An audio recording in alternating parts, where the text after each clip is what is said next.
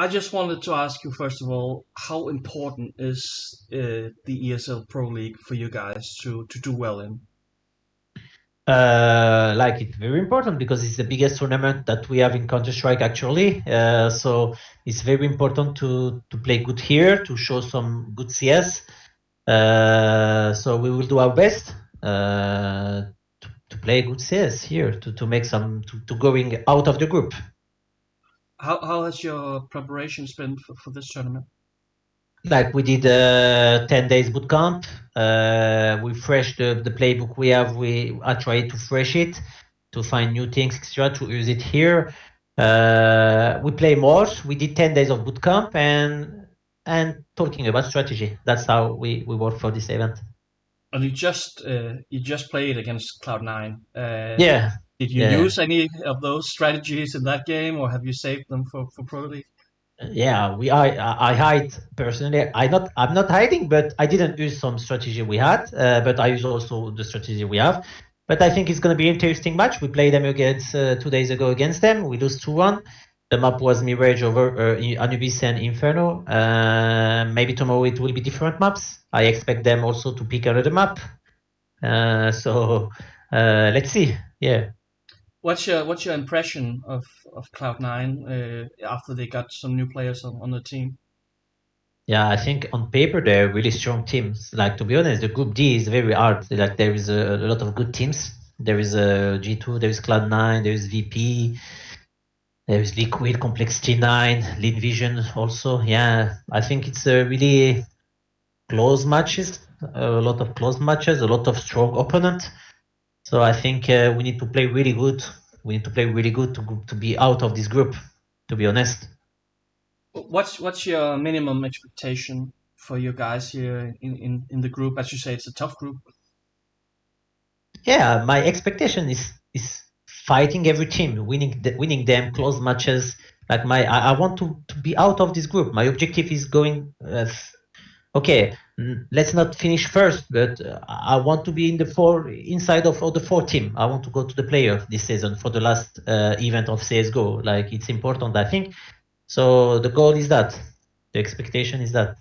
Do you expect that this is the last tournament in CS:GO? Yeah, I think this is the last tournament in CS:GO. I don't know. I don't have inside information, but from what I can feel, like there is a lot of update on CS2. There is a lot of the next major in CS2. So I think it's gonna be the last event of CS:GO. Can you tell us what is the situation right now in Eternal Fire? You know, in the previous year, but also earlier this year, we've seen a lot of roster moves and stuff like that. Yeah. How are you guys feeling at the moment? Yeah, I think the main problem, bro, is in Turkey there is not a lot of players, so we don't have a lot of choice when we pick a player. There is a really restricted amount of player in Turkey today in CS:GO. I hope in CS2 it will be different because there is a lot of young players goes to Valorant, and I hope they will come back to CS, the young generation. So we try many years. In 2 years we try to find the good combination of player in role to be to play good CS, to have some good CS. They even kick me as a leader to try without me. So you can imagine that we try everything. But like I told you, I don't know if this is the best combination that we have now between the 5 players, but we worked that since 2 months. That show good potential. Like you say, the Cloud9 match, it was a close match. We cannot win. Yeah, like 2 days ago, in another universe, we were maybe able to win that match. So if we are able to win Cloud9, we can win also here. So I think today this tournament will show us the real potential that this lineup have. So, how important, as you view it, is it that you guys get some consistency in the players that you have on the team, that you're not switching all the time, getting new players in, and how important is that for you? It's really important, to be honest, to not switch. But when we switch, it's because we didn't feel in the long term it will work. Now, I feel like in long term it can work, this lineup. But in other lineup, it was always a short time. We need to do good result in short time. Now we are thinking more long term. I think this lineup has more potential on long term. So that's why we are aiming. We are trusting this lineup actually, and we are not switching or changing anything. So even if you don't, if you disappoint at this event, you'll not switch up. I don't know.